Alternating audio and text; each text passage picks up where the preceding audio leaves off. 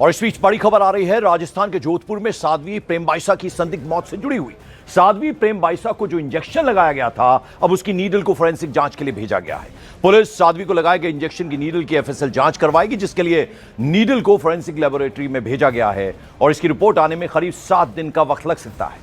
Police का ऐसा कहना है कि जांच को आगे बढ़ाने के लिए एफएसएल रिपोर्ट सबसे ज्यादा अहम है, जरूरी है। इसीलिए नीडल की जांच रिपोर्ट आने के बाद ही साध्वी की मौत मिस्ट्री से पर्दा उठ सकता है। यानी वो जो नीडल जिससे इंजेक्शन लगाया गया था, उस सुई को जांच के लिए भेजा गया और एफएसएल रिपोर्ट का इंतजार रहेगा। उसके बाद ही ये जो पूरी मिस्ट्री है साध्वी प्रेम बाइसा की मौत से जुड़ी हुई, उससे पर्दा उठ सकता है, ये पुलिस का कहना है।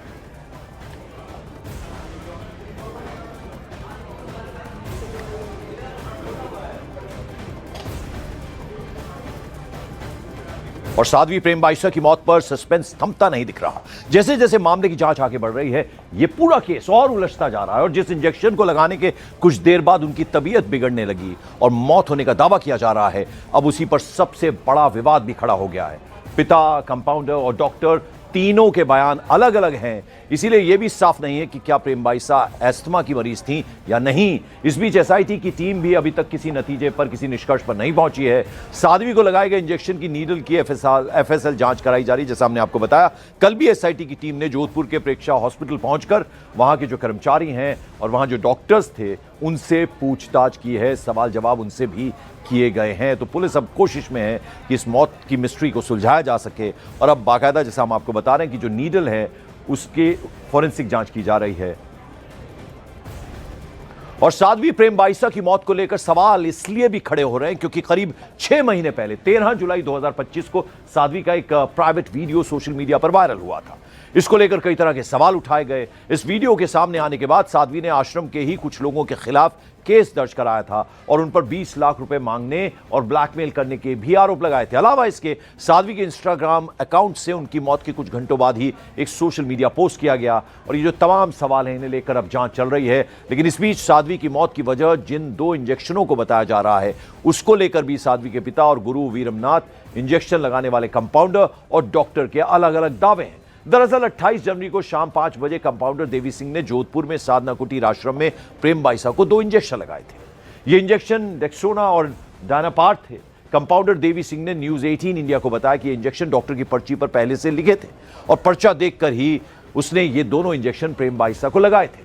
वहीं प्रेक्षा हॉस्पिटल के डॉक्टर पीयूष जैन ने कंपाउंडर के इन दावों को खारिज कर दिया और कहा कि मैंने कभी भी ये दोनों इंजेक्शन प्रेम बाइसा को लिखे ही नहीं थे, प्रिस्क्राइब नहीं किए थे।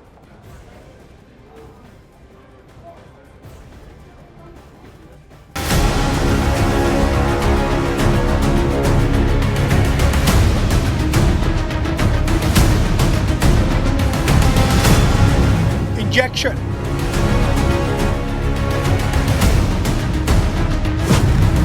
अस्थमा,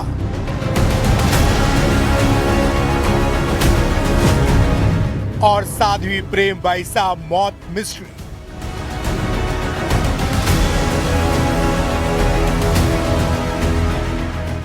जोधपुर में साध्वी प्रेम बाइसा की मौत अब सिर्फ साधारण संदिग्ध मौत नहीं, बल्कि सवालों की परतों में उलझती जा रही एक बड़ी मिस्ट्री बन चुकी है।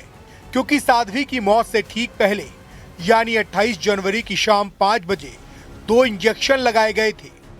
जोधपुर के साधना कुटी आश्रम में कंपाउंडर देवी सिंह ने प्रेम बाइसा को 2 इंजेक्शन डेक्सट्रोना और डायनापाल लगाए थे।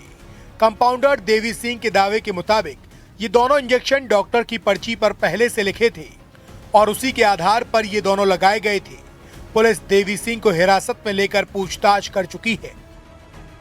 ये जो दोनों इंजेक्शन लगाए, ये डॉक्टर के प्रेस्क्राइब थे पहले से, और मैंने इनको पहले भी लगाए इंजेक्शन। यही इंजेक्शन 2.5 से 3 महीने पहले लगाए थे। वो डॉक्टर के लिखे अनुसार। कौन से इंजेक्शन? कौन से इंजेक्शन वो डॉक्टर के लिखे हुए थे, वही मैंने लगाए थे। तो डेक्सोना और डायनापाल, हाँ, जो डॉक्टर के लिखे हुए थे वो लगाए थे। अब जांच एजेंसियों के सामने सबसे बड़ा सवाल यही है, सच क्या है और झूठ कौन बोल रहा है। वहीं प्रेक्षा अस्पताल के डॉक्टर पीयूष जैन ने कंपाउंडर के दावे को सिरे से खारिज कर दिया। डॉक्टर पीयूष जैन का कहना है कि उन्होंने कभी भी ये दोनों इंजेक्शन प्रेम बाइसा को प्रिस्क्राइब नहीं किए थे। डॉक्टर जैन के मुताबिक कुछ महीने पहले सर्दी जुकाम की शिकायत पर दवा दी थी, लेकिन हाल के वक्त में ना कोई दवा लिखी और ना ही कोई इंजेक्शन। कंपाउंडर ने कहा कि आप ही का प्रिस्क्रिप्शन था जिसपे दोनों इंजेक्शन दिए गए, क्या आपका प्रिस्क्रिप्शन था? नहीं, मेरा कोई प्रिस्क्रिप्शन नहीं था। मैंने तो काफी महीनों से उन्हें कभी नहीं देखा था। मेरा कोई प्रिस्क्रिप्शन नहीं था, वो किसी और ने दिया हुआ है, कंपाउंडर ने दिया। डेक्स्ट्रोना और डायनापॉर क्या आपने नहीं लिखने दिए? जी नहीं, बिल्कुल नहीं। यानी डॉक्टर के बयान ने कंपाउंडर की कहानी को पूरी तरह कटघरे में खड़ा कर दिया है। वहीं विवाद सिर्फ इंजेक्शन पर नहीं, बल्कि प्रेम बाईसा को अस्थमा था या नहीं, इस पर भी अलग अलग दावे सामने आए हैं। पिता बीरम नाथ का कहना है कि प्रेम बाईसा अस्थमा की मरीज थी। यही दावा कंपाउंडर देवी सिंह ने भी किया। क्या जिस टाइम आप लगाने गए उस टाइम क्या कंडीशन थी इनकी? तो मैं सर्दी खांसी जुकाम बुखार था, तबीयत तो सुस्त थी। अच्छा, और कोई सांस लेने में दिक्कत और कोई परेशानी थी? कफ वगैरह था उनको थोड़ा। कफ था।